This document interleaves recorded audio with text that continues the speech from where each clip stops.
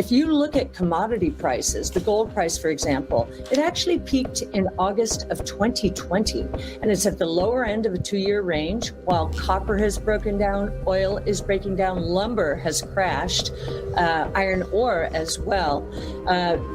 Freight rates out there are suggesting that the supply chains are loosening up quite significantly. The rates are coming down.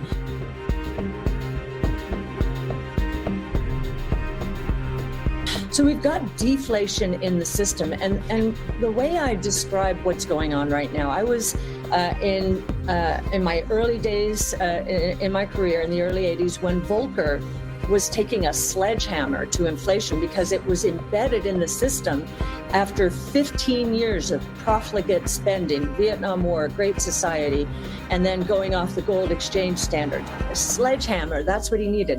That is what I believe Chairman Powell thinks he needs. And we just don't think that's true because we see so much deflation. And then one more thing. We also see a massive inventory overhang around the world. You've got Europe in recession, China in recession effectively. And here in the United States, retailers are bulging with inventories, which will have to be cleared with discounts. So we think we're going to see some major downside surprises in inflation during the next 3 to 6 months. So the Fed is looking at the PCE deflator, which peaked in February at 5.3%. It's down to 4.6%. And we believe we've already seen some negative numbers. Nobody believes them. We do. And we believe we're going to see some more negative numbers during the next 3 to 6 months. So wouldn't be surprised to see it well down into the threes in the next 3 to 6 months, if not into that 2 handle. And I think if we get enough sequential declines, that the Fed will change its tune quite dramatically. Well, we think profits are going to be under tremendous pressure, and until some of these cost declines make it through and inventories are cleared.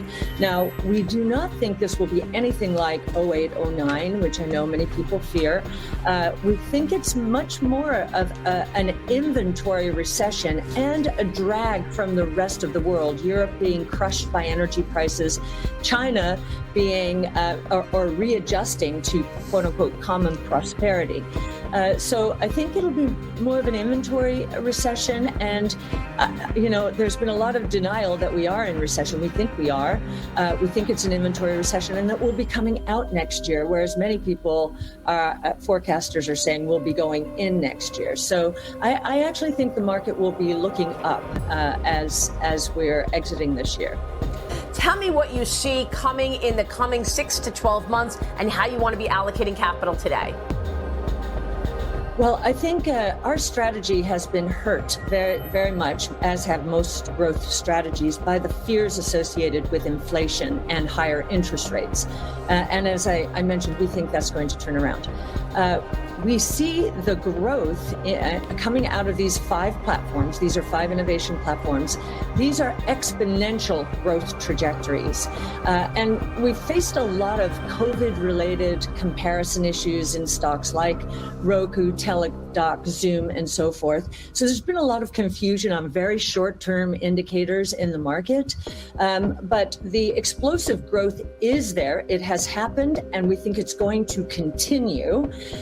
We see that in the global public equity markets, truly disruptive innovation, which is all we focus on, is priced at roughly $8 trillion in value in the markets today.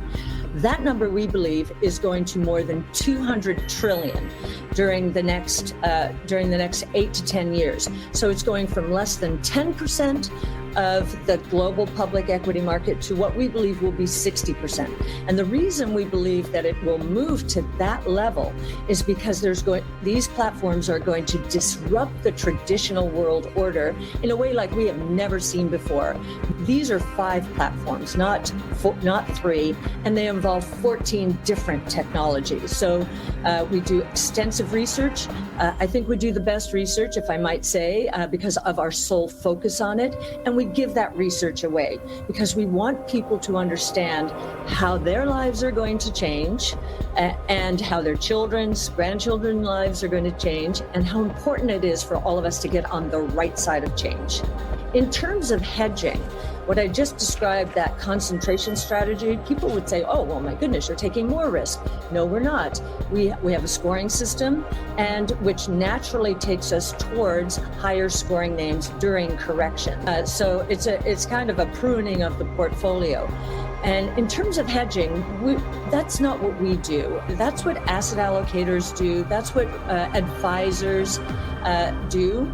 We are a slice of their portfolios, and they will position, depending on clients' risk tolerance, they will position us anywhere from 2% of their portfolios towards 10%. And as I said, I think in the broad-based benchmarks, our strategies, our stocks, will end up at more than 60%. So we are in very early days, and that's why we encourage our investors as well to get on the right side of change. It's been awfully painful, and believe me, I do feel it, and we're completely committed. We actually increased our own ownership of our firm in the middle of all of this. That's how high our conviction is, and almost every employee participated in that.